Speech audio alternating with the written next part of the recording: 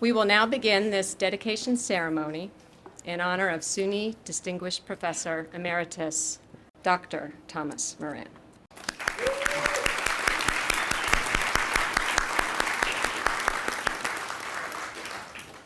As your Executive Director of the Plattsburgh College Foundation, I'm honored to speak on behalf of the Foundation President, John Connors, who is unable to be here today due to unavoidable circumstances.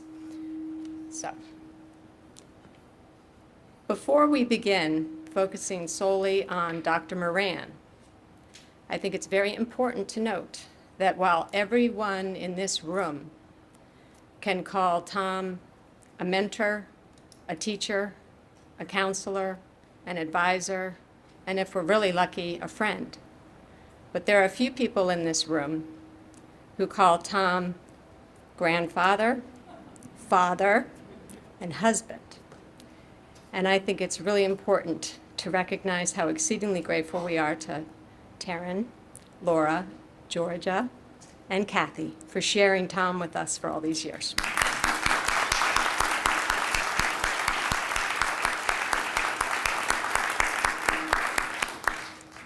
The College Foundation has been thrilled to secure gifts in honor of Dr. Moran and to permanently recognize his impact through the naming of the Thomas Moran Seminar Room and through the establishment of the Thomas Moran Endowment for Ethics and Public Life. The endowment will assist the college in maintaining a truly unique institute and a faculty fellowship program in perpetuity. So it's going to be here forever, long after we're all gone. Woo!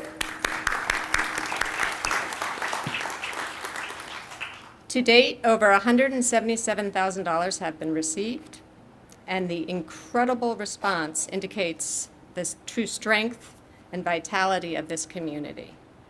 The determination to honor our past and to support the core values, the core Plattsburgh values that Tom helped us grow. I also need to extend special thanks to Tom and Marie Hermes. They're in the room somewhere. And also to Joe Tolliver. There's Joe. And to Hassan Teta, who will be arriving at any moment, because their generosity really elevated this effort to totally unanticipated heights. We're very blessed with their support. So now, it's my pleasure to introduce Dr. Jonathan Slater. He is Professor of Journalism and Public Relations and Director of the Institute for Ethics and Public Life.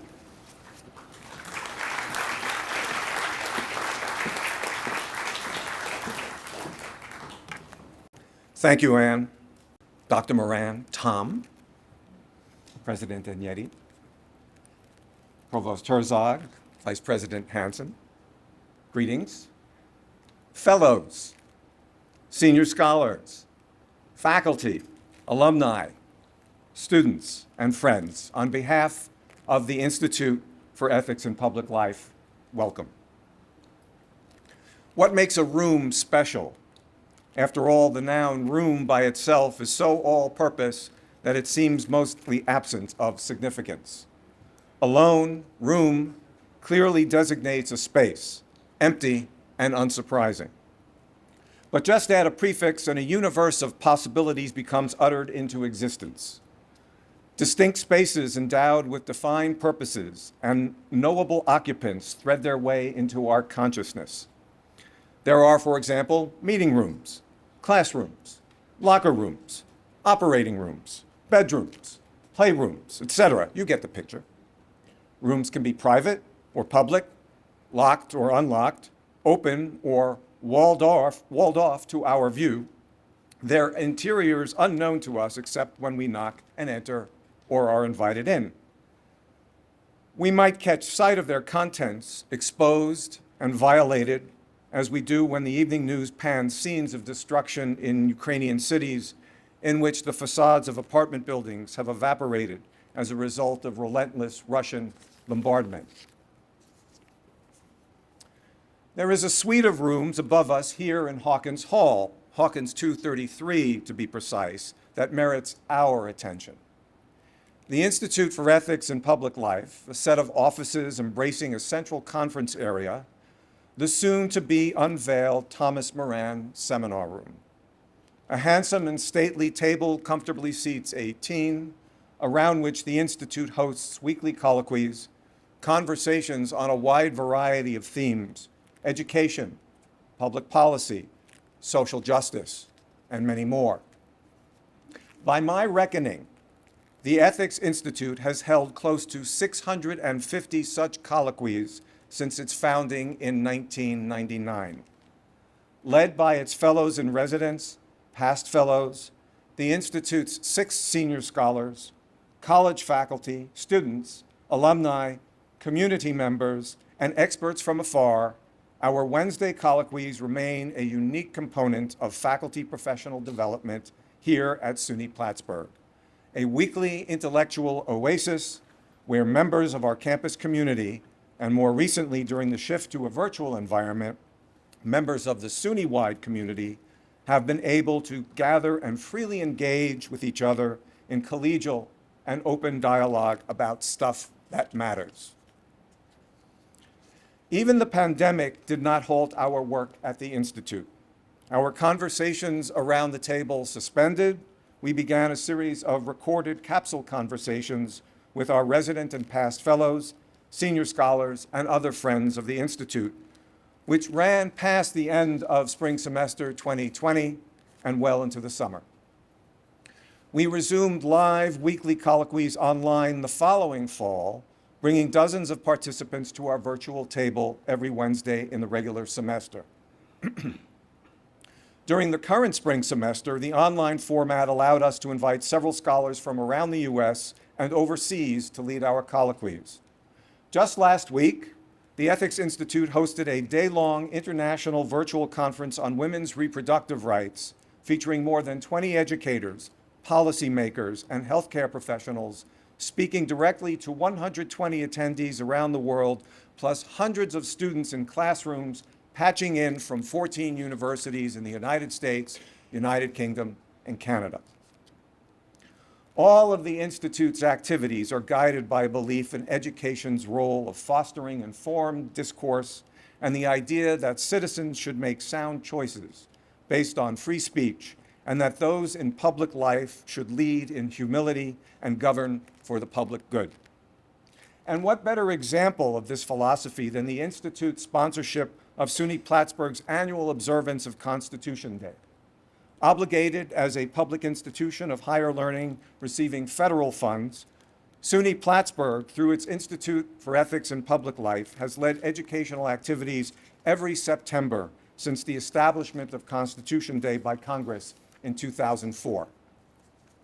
To mark Constitution Day this fall, SUNY Plattsburgh will be partnering with SUNY Cortland, SUNY Old Westbury, and Nassau Community College in a half-day of talks and faculty and student-led workshops about free speech. The Fellow in Residence program, of course, is at the heart of the Institute's efforts. The Fellows program has made the Ethics Institute home for almost 100 of our faculty since 1999. Today, slightly more than 50 past fellows continue to teach classes in many departments across campus. Drawing faculty from a broad range of academic disciplines, the Fellows program has inspired, directly enabled, or facilitated the creation of dozens of book projects, hundreds of academic papers and public presentations, and numerous additions to our curriculum, either in the form of new course development, introduction of ethics modules into the classroom, or revision of course syllabi to include expanded content dealing with ethical issues and moral reasoning.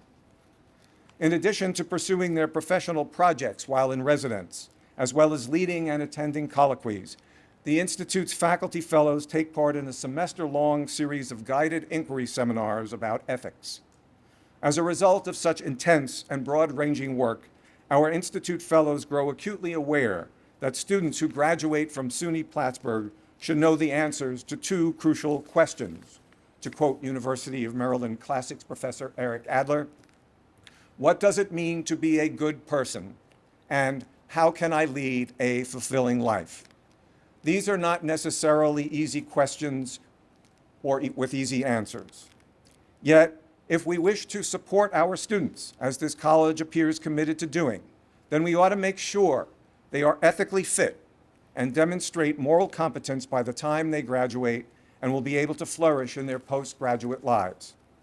Your generous support of the Ethics Institute and your belief in Tom Moran's vision and on carrying on the work that Tom started with the inception of the Institute 23 years ago will ensure that the Institute for Ethics in Public Life will continue to provide ample opportunities on campus and beyond for intellectual outreach, faculty development, and student learning for years to come.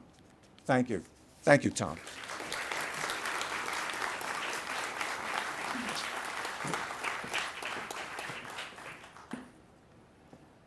Thank you, Jonathan. And now it's my pleasure to invite Holly Heller-Ross, graduate of the class of '84, SUNY Plattsburgh, a librarian here at the college, former dean of Library and Information Technology Services, and a former fellow of the Institute, spring 2003. Yeah.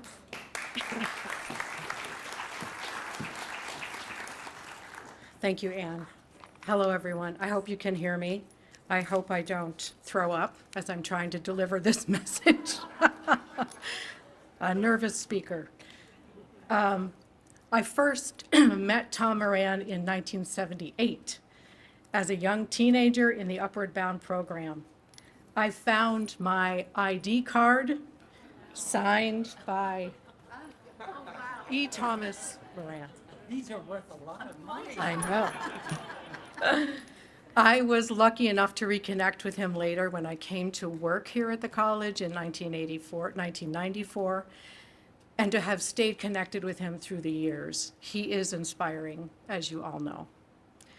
I want you to hold an image in your minds, an image of a beautiful pond with a single pebble dropped in, creating a series of concentric wave circles. I believe you all have seen that kind of an image.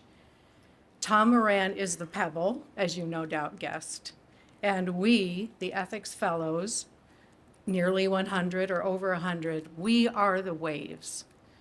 The Ethics Fellowship offers a semester release from some ordinary responsibilities in order to learn about ethics through facilitated guided inquiry and to work on a project in the company of colleagues.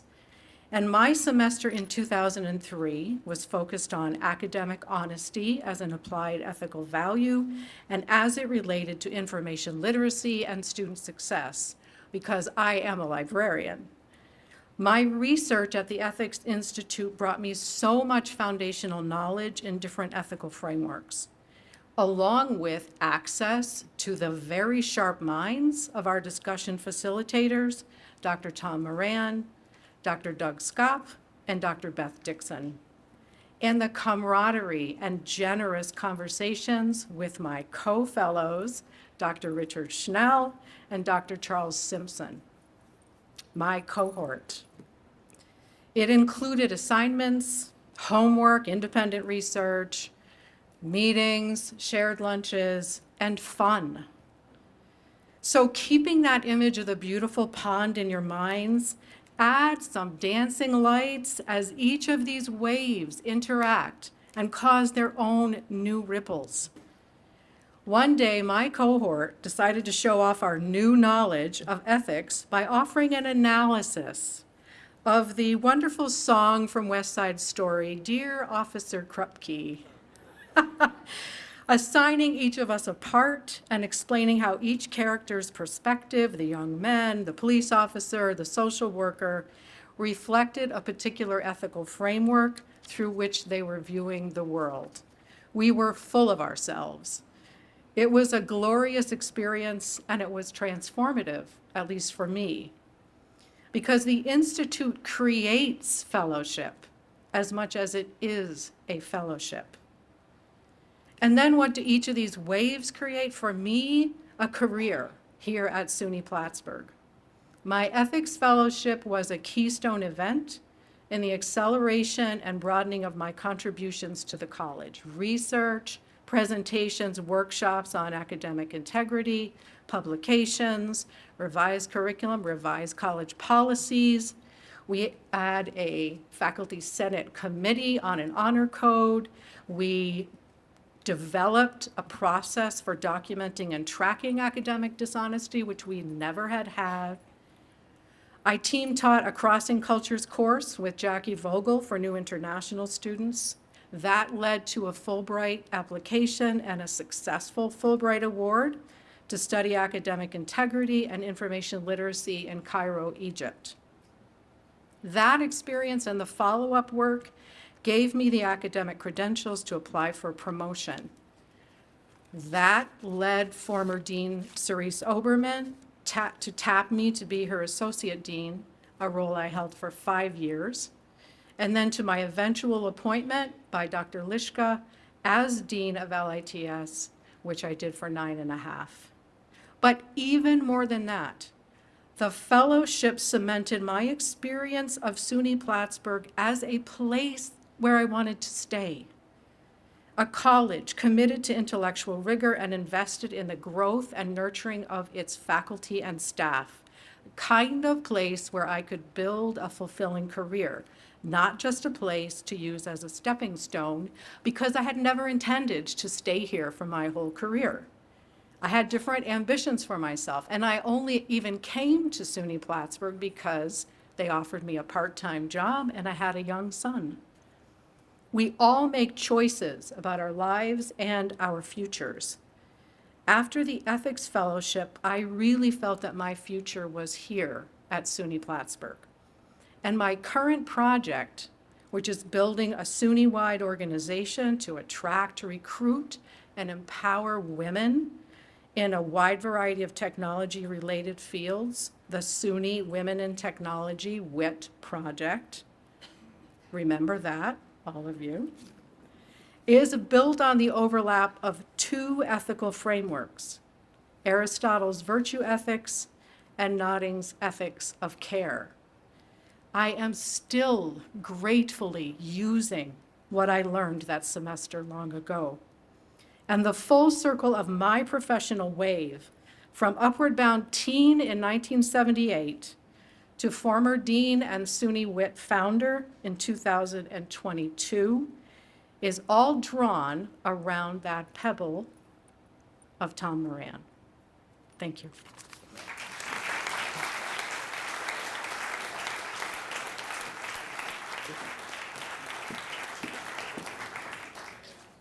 That was beautiful, Holly. Thank you. Before we move into our alumni speakers, who are going to share some personal remarks about their relationship with Tom, I want to just quickly share a message from Larry Schaffer, who many of you know, and taught here at SUNY Plattsburgh from 1976 to 2002, and many of you know and attended his incredible addresses to first-year students that were done in what I have been told was Doc Redkay style. He just wanted me to relay the story and to point out the fact that he was actually a teaching assistant instructor and you were his first student. And he wanted me to share with the group that he taught you almost everything you know. He's also very old. Well, that is why he said he couldn't come today. But he did say that if I believed in spirits, I would be there with you today. As it is, I will have to settle for being here physically in Maine, but thinking of Tom and Plattsburgh on this day. And this is not a big effort, because I think of Tom and Plattsburgh every day, and I am grateful to both of them for the education they gave me and continue to give me. So, we'll now hear from Devin Martinez, class of 97. He is the IT Global Support Leader for Western Asset Management. Thank you, Devin. I thought I was going to be sweating from being nervous, not because of this heat wave from California that I brought with me, so I apologize for that. 29 years ago, I took an overnight bus from New York City to Plattsburgh. I walked onto this campus on a cold and sunny April morning to attend open house. Mrs. Valente, a teacher in the South Bronx, who also happens to be Mrs. Valente's aunt, told me to keep an eye out for her wonderful nephew, Dr. Moran, who was eager to meet me on campus. Little did I know that on that day, I would meet someone that would have a profound and everlasting impact on my life.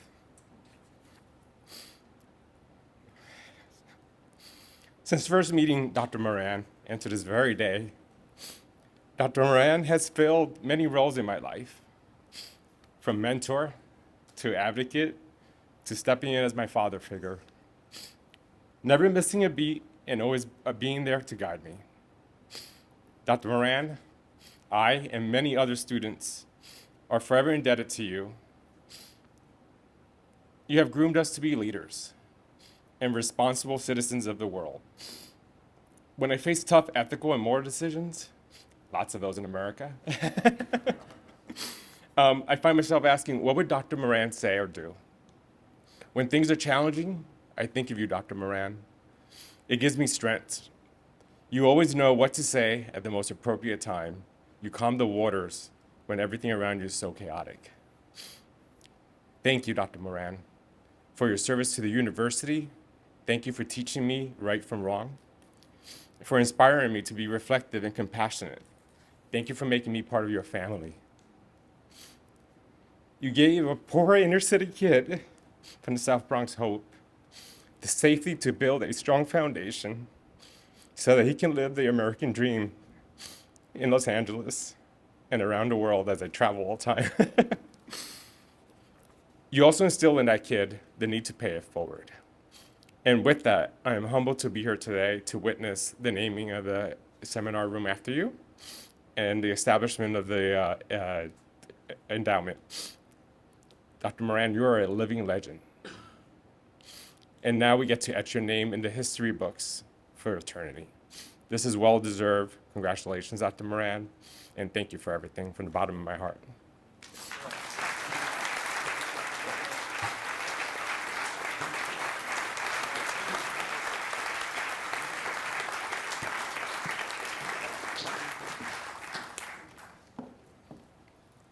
Thank you, Devin. Our next speaker is Dr. Joseph Tolliver. He's a graduate of the class of '72. I can't help but say it, 50th anniversary year for Joe this year. Joe's a retired vice president and dean of student life at St. Lawrence University, long career in higher education, and he has quite a story to share as well.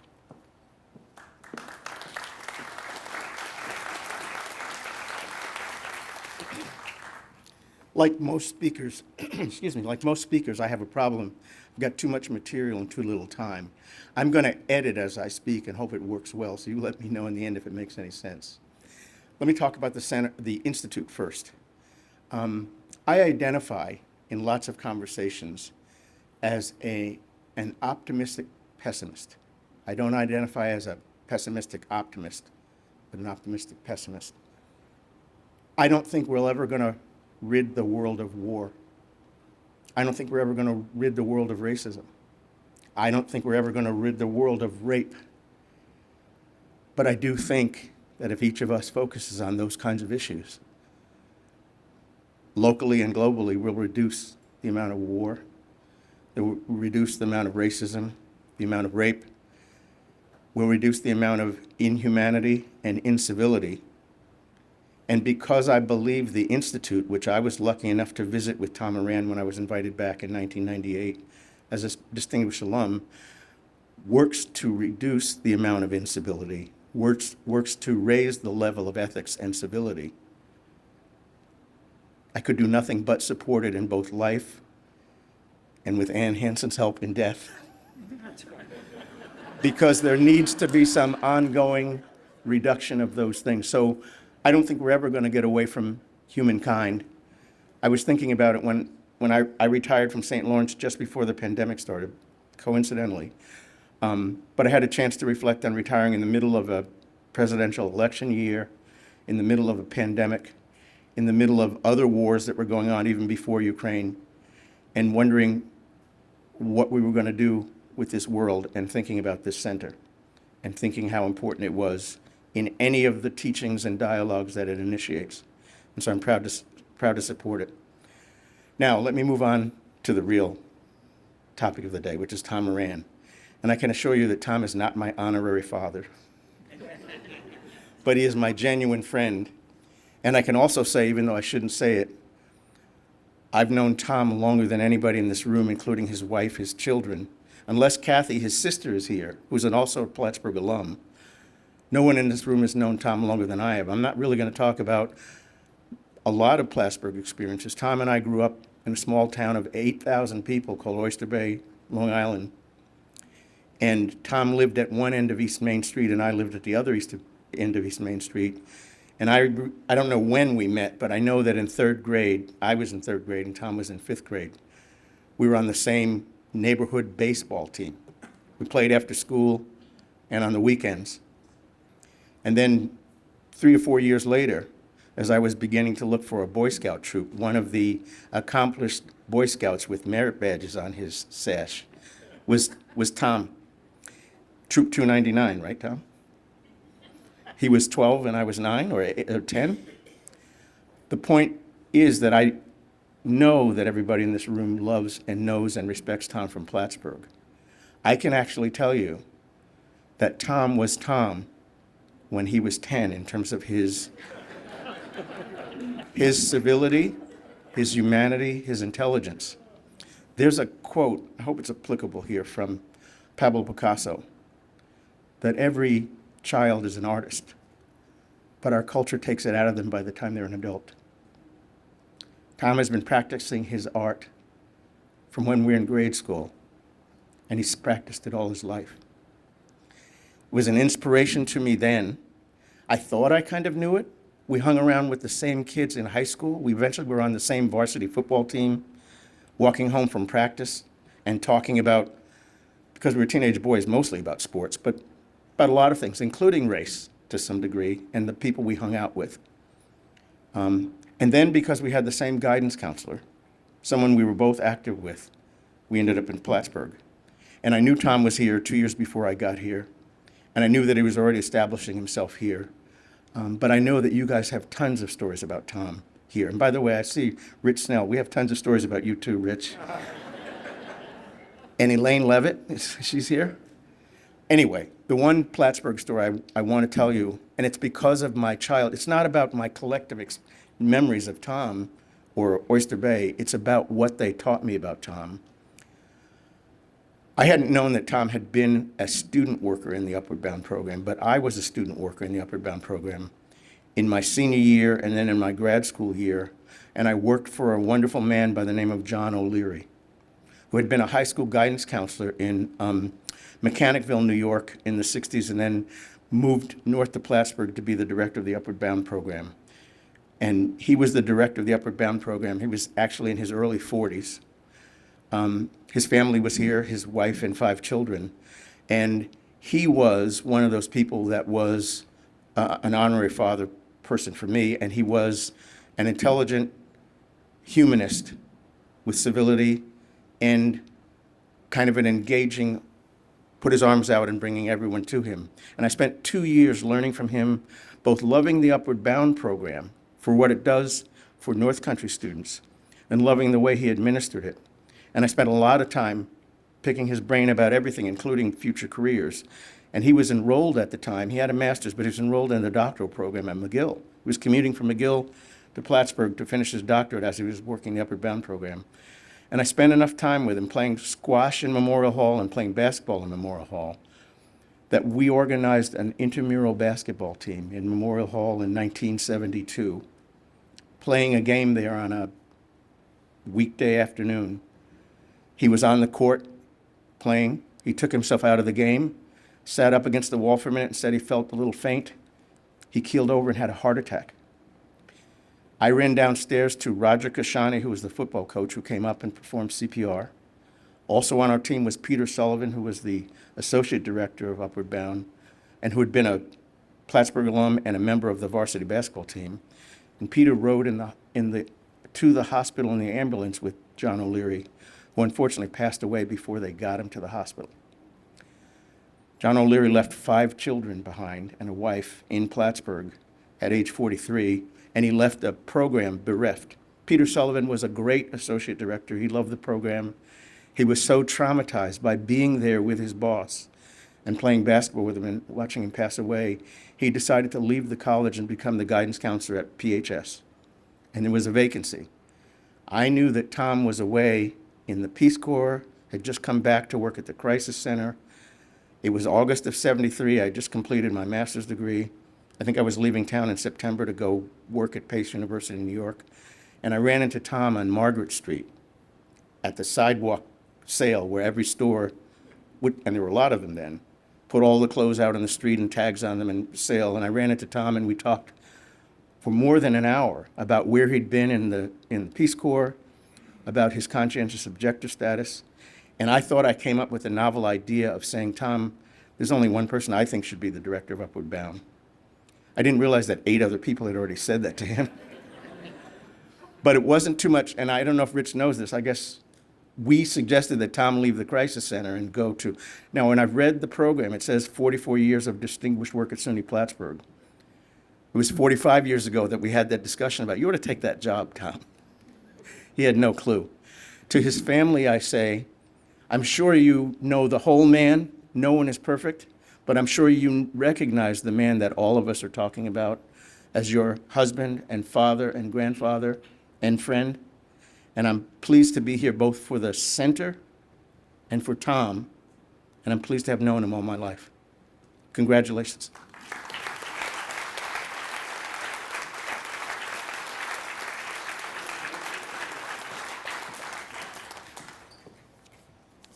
I know. So our final speaker, our final alumnus to speak, I should say. We have more speaking to do. Dr. Hassan Teta, he is the Associate Professor of Surgery at the Uniformed Services University of the Health Sciences and the Health Mission Chief of the Department of Defense Joint Artificial Intelligence Center. And he has had an odyssey to get here today, and I am so glad you made it. So please, Dr. Teta, come and share your remarks.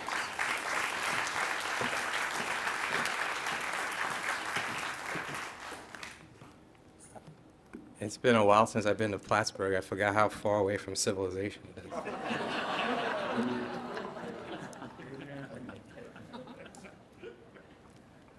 13 knots. When I recover a heart in my work of heart transplantation, we put a cannula into the aortic vessel, which is the big vessel that leaves the heart, and we deliver a pleat so it arrests the heart and protects it so that we can do a transplant. And if you've ever seen surgery, you'll see that surgeons tie knots. We use our scalpel, we use our bovie. And I deliberately tie 13 knots at the cannula site. Surgeons like to move fast, and it's the one moment out of the whole conduct of the operation where I get to pause and just tie these knots. And everyone has a scissor and they're ready to cut, because usually a surgeon will tie 2 or 3 knots, but not 13. And every time someone looks at me and they'll say, why are you tying so many knots? I stop and I use that as a moment in time to say 13 knots. Because in the first book of Corinthians, in the 13th chapter, there's something that you probably have all heard. It's my reminder when I'm doing that delicate, awesome, special task that I love what I do. And if you read the 1 Corinthians chapter 13, it's divided into 13 verses. I'm going to read the 4th verse, and I'm going to read the last verse. The 4th verse says, love suffers long and is kind. Love does not envy. Love does not parade itself, does not puffed up, does not behave rudely, does not seek its own, is not provoked, thinks no evil, does not rejoice in equity, but rejoices in the truth, bears all things, believes all things, hopes all things, endures all things. St. Paul probably didn't know when he wrote that in Ephesus, but he was writing about Dr. Moran. That embodies everything that I know and have come to know about Dr. Moran. Love is the lesson of Dr. Moran's life. Dr. Moran may not realize it, but all the comments that have been shared today, your very presence here, are all the embodiment of all that Dr. Moran is and the love that he exudes and emanates. I am entering a very significant milestone, one of those birthdays where it's undeniable that you now have less time ahead of you than you have in the past. And I've been searching and seeking for this meaning of what this is all about. And reflections on that have brought me to this theme that when you get a little bit older, and some of you here probably have reached that moment, you realize that it's not money, it's not wealth, it's not position, it's not power, but there are other things that are a lot more simple that actually bring you joy and happiness. Strong relationships, family, health, of course, purpose. But the constant theme is that happiness is love. And Dr. Moran has also taught me not only about love, but what it means to be happy. Yes, it's your health, stable long-term relationships, but Dr. Moran has embodied through Mrs. Moran and his family all that it is and all that it means to love and to be happy. Because love is exhibited here with everyone here. Some years ago, I was asked to define what ethics meant. Not a very easy task. Here we are dedicating an institute of ethics. Yet if we asked each one of you to define it, you would all have slightly a different variation of what ethics really means. One of the definitions that really resonated with me, and again exemplifies the true life that Dr. Moran has really delivered and is delivering, is this: ethics is passing what one has learned to the next generation for the betterment of the world. Think about that. If you are a professor, and many of you are here, a professor, a mom or a dad, it is your ethical duty to take what you've learned that is good and pass it on to the next generation so that the world can be a little bit better. And in this way, Dr. Moran's life has embodied happiness, it has embodied love. And what he knows, because we share this on numerous occasions, is I wasn't kidding when I said how far away civilization is from Plattsburgh. I realized one time, and it took me many years, but I was a freshman. I was getting inducted into one of the honor societies. And at the end of the ceremony, I turned to the back room and I saw my dad there. And my dad at the time was sick. He had just suffered from a stroke. He wasn't doing well. And he drove from Brooklyn. That's where I'm from, the little town in New York called Brooklyn. He drove from Brooklyn all by himself, all the way to Plattsburgh, just to see me get inducted into that society. And I had no idea that he was going to be there. He got there late. I learned some things from my dad. He got here late too. But he was there. When I graduated from one of my schools a few years ago, after the ceremony was over, I looked to the back in the crowds, and Dr. Moran was there for me. And by that point, my dad had passed away a long time ago. many years before. And I remember having that moment of feeling the same sense of love and worth and belonging and support by his presence there. Omnia vincit amor. Love conquers all. Virgil wrote that. And I think that's really a good way to define and end my comments by saying, Dr. Moran, your love conquers all. Through my trials and tribulations, your steady words of advice, your encouragement, and above all, your love has helped me conquer all my challenges in life. And I'm sure your family have benefited from all that you teach them.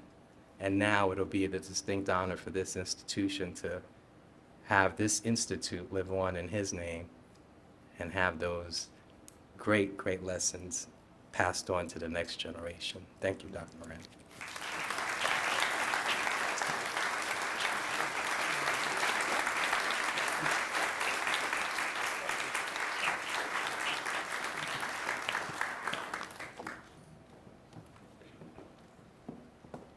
Thank you, Hassan. So now let's make it official. Let's have Marty Mannix, Chair of the College Council, Heidi Kelly, Vice Chair of the College Council, President Alexandra Agneti, come and dedicate the Thomas Moran Seminar Room. This is a resolution by the SUNY Plattsburgh College Council to name the Thomas Moran Seminar Room. Whereas Distinguished Service Professor Emeritus Dr. Thomas Moran positive impact on the growth and development of SUNY Plattsburgh spans 5 decades.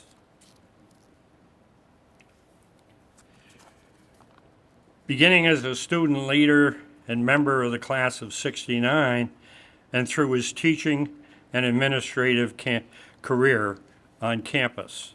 And whereas Dr. Moran, with the exception of 2 years of service in the Peace Corps in the West Indies and 1-year commitment as director of Clinton County Community Crisis Center, fully dedicated himself to the students, faculty, and staff of the college.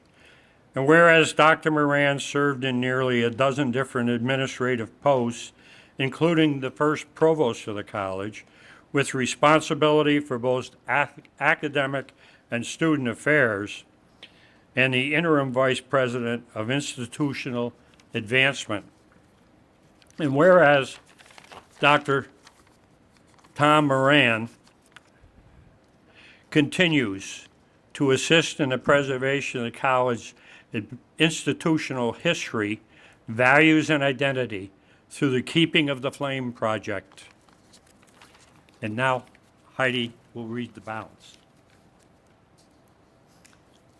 Whereas Dr. Tom Moran founded a unique program within the SUNY system, the Institute for Ethics and Public Life, which fosters informed discourse, engaged citizenship, free speech, public good, and whereas Dr. Moran established the Institute's Faculty Fellowship Program in 1999, which has engaged over 100 faculty in the exploration of ethical issues within their field of study, in order to inculcate ethics more deeply into their curriculum and student learning.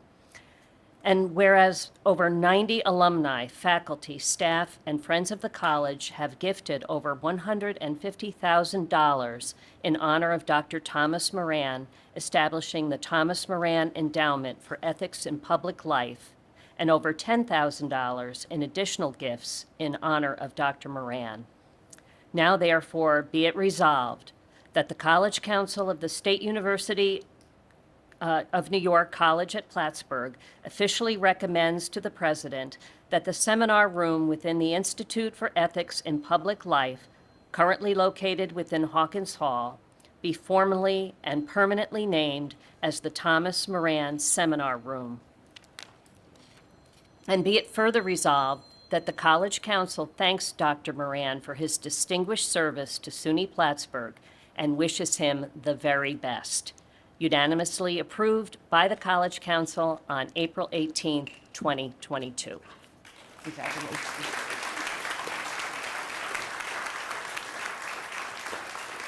And now Dr. Agnetti will accept the resolution. Thank you, Heidi. Thank you, Marty. It is my honor to accept the recommendation of the College Council. By the privilege vested in me by the trustees of the SUNY system and as president of SUNY Plattsburgh, I hereby permanently name the Thomas Moran Seminar Room, located on the second floor of Hawkins Hall within the Institute for Ethics in Public Life. I want to congratulate Tom on 44 years of distinguished service and his lifelong commitment to ethics and the public good. I want to thank Tom for his vision, an important vision, to create the Ethics Institute and for all his assistance in preserving the history of the college through the Keeping of the Flame project. Tom, you are the living embodiment, the seal's gone, of the campus motto, a proud past and a strong future. It is my pleasure to bring you to the lectern and allow you to make some comments. So Tom, the floor is yours.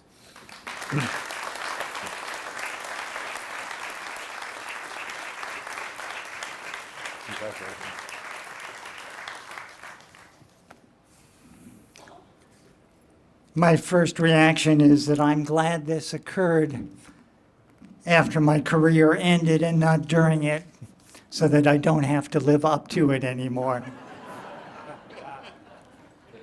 I need to begin by thanking each of the speakers. Jonathan for his exceptional leadership of the Institute over the last 7 years, and his characteristically lucid explanation of the Institute's work. Holly for her friendship over many years since she was an adolescent in Upward Bound, and for the clear-eyed engagement and leadership of the college she has shown. Devin, for the irrepressive authenticity with which he has consistently lived his life. He has become like a member of our extended family. Joe Tolliver, who he explained, I've known since we were growing up together. I have the fondest memories of walking home from football practice with him on soft autumn afternoons almost 60 years ago. He's always been a person of inherent decency and good judgment. And perhaps the best way I can describe my relationship with Hassan is to tell you that for more than 20 years, he has signed his letters to me with the adoration of a son, and I have signed mine to him with the pride of a father. I also need to thank Ann Hansen, who spearheaded this entire effort with her characteristic competence and good judgment. What I most appreciate about her, though, is her deep sensitivity to the larger meaning of the college and the ways it touches students' lives. In a related vein, along with Ann, I want to thank others in institutional advancement, Carrie Chapin, Paul LeDuc, Faith Leach, and Gina Bond. Together, this small group serves nearly 70,000 alum, as well as our faculty, staff, and emeriti. They preserve our campus history and project our legacy into the future and secure the resources to give so many of our students scholarships. There are here today some very old and dear friends, by which I mean that their friendship is both long-standing and that they are old. I will thank each of them privately, but as I have thought about what they have meant in my life, it is this. They have always asked the question, not what is the better way to get ahead, but what is the better way to live. And they have always called me to be my best self, but not abandoned me when I wasn't. In September of 1965, as a somewhat apprehensive freshman, on my first day of classes, I sat in an English 101 course, 100 yards from where I'm standing now. The professor walked in and amplified my apprehension. Without greeting or introduction, he dropped his books on the lectern with a crash, leaned over it, and asked in an intimidating voice, "What is the distinguishing characteristic of poetry?" He pointed a stubby finger at a girl sitting near me and loudly said to her, "You." With complete composure, she said, "Emotion." I thought to myself, not only is that girl beautiful, she's brilliant. In a condemnatory tone, he said, "You are wrong. It is meter." I liked her answer better than his, so I dropped the course and married the girl.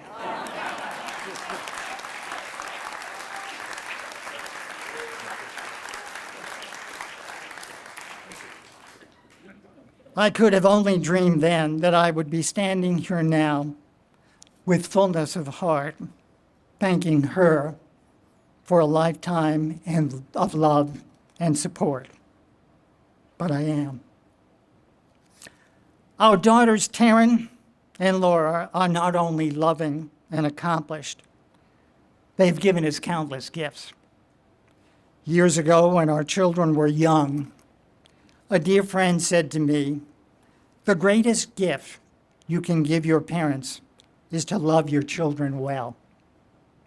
Our daughters have given us this great gift.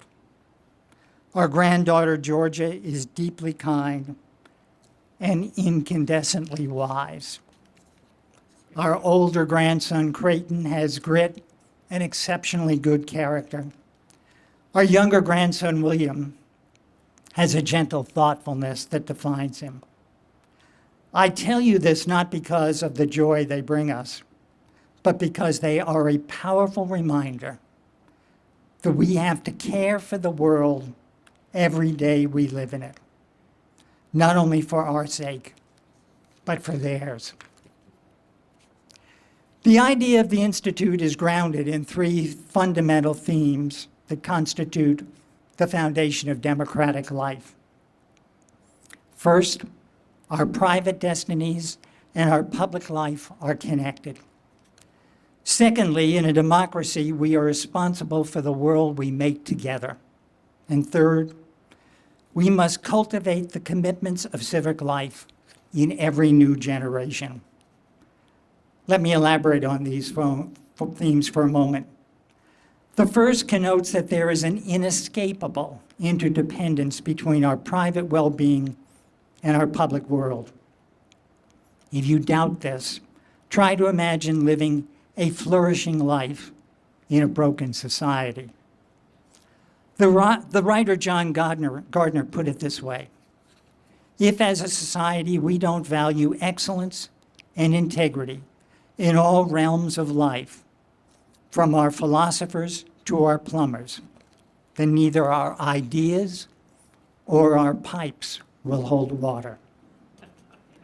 The point is, private virtue and public benefit are indissolubly connected. The second theme defines the basic principle that in a democracy we are responsible not only for the ethical behaviors we live by personally, but for the world we create together. We are not merely subjects of the state, obligated to give it our loyalty and accept its dictates. We are responsible for participating in shaping the character of our society. The society we live in a democracy is not imposed upon us by a king or a benevolent guardian or a dictator. We make our society by what we do together. In a democracy, a decent society is not simply a gift of good fortune. It is a collective achievement of civic life and concern for the common good. The third theme explains that this collective achievement necessitates continued attention and engagement. It is not established once and for all and then operates indefinitely of its own accord. It requires that each new generation develops the commitments and capabilities of civic life. Consequently, engendering these qualities in students is an indispensable task of education generally, and in some ways, higher education uniquely.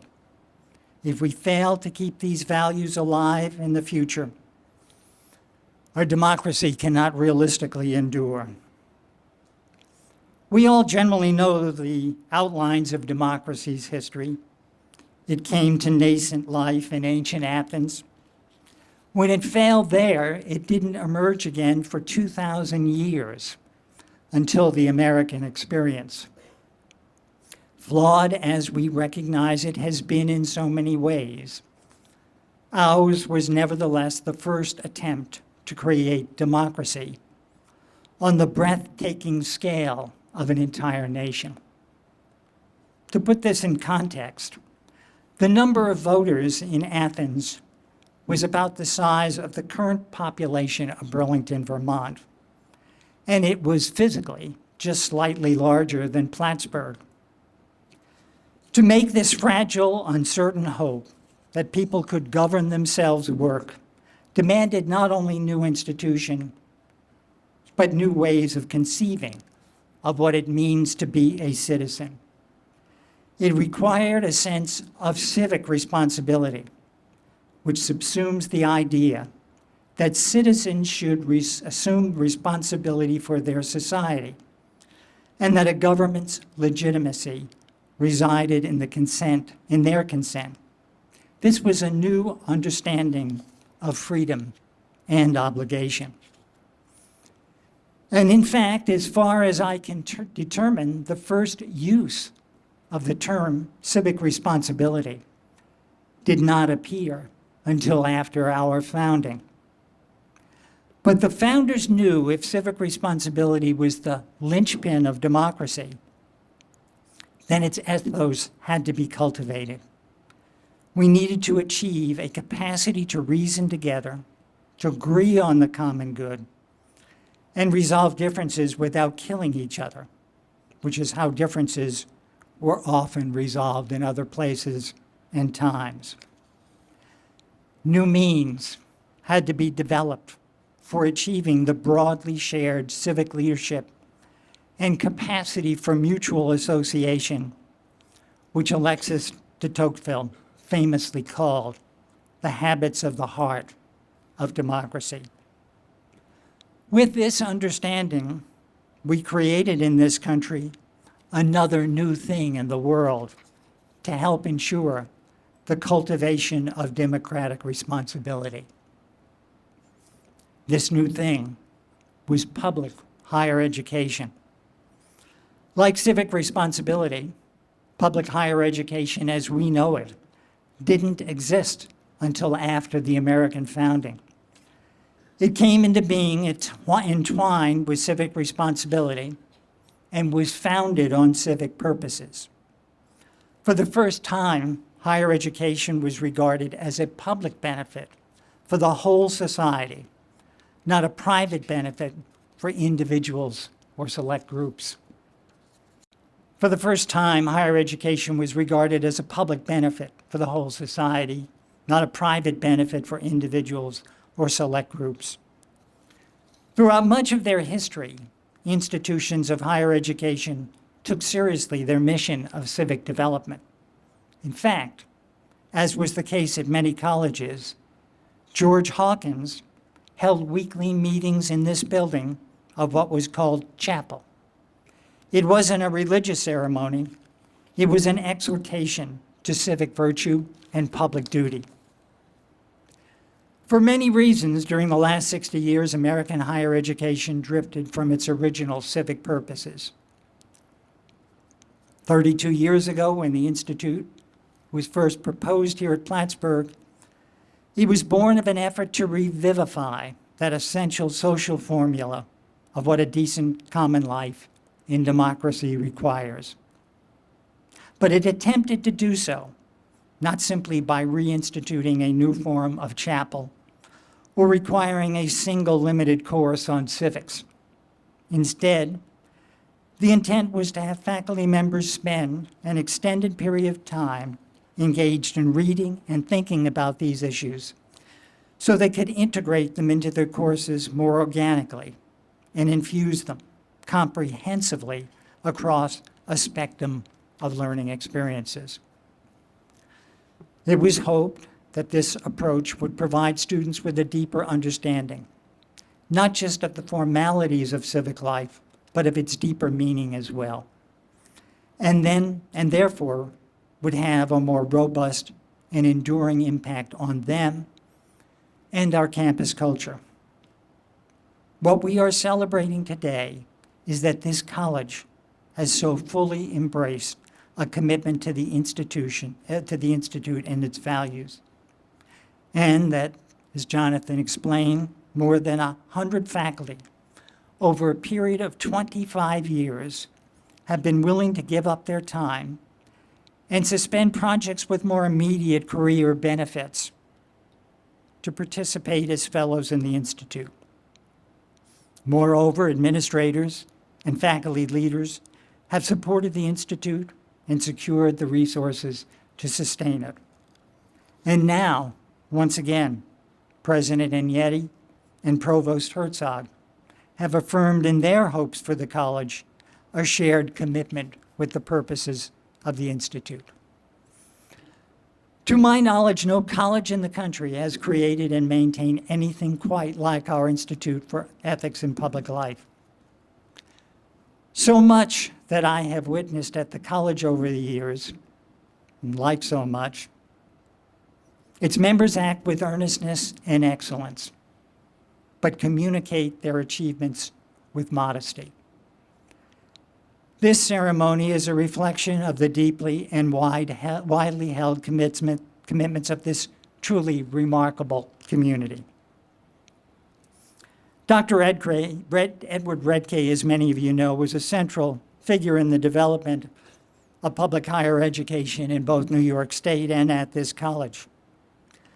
I once heard him explain dramatically that sometimes, as with a ship lost at sea, the person who keeps their eyes on the stars can make the difference between life or death for a society. We need always to share with our students an exploration of the stars by which we navigate to a decent and just society in which there is a vibrant sense of the common good that can lead to flourishing lives for them and those with whom they share the world. It is no doubt obviously, even unnervingly clear, that the work of the Institute and the convictions on which it is grounded are perhaps more urgently needed today than they have ever been. Inevitably, its work must continue. But because of your support, the Institute will have a place and the resources to help ensure that it will go on. I am profoundly grateful to all of you. Thank you.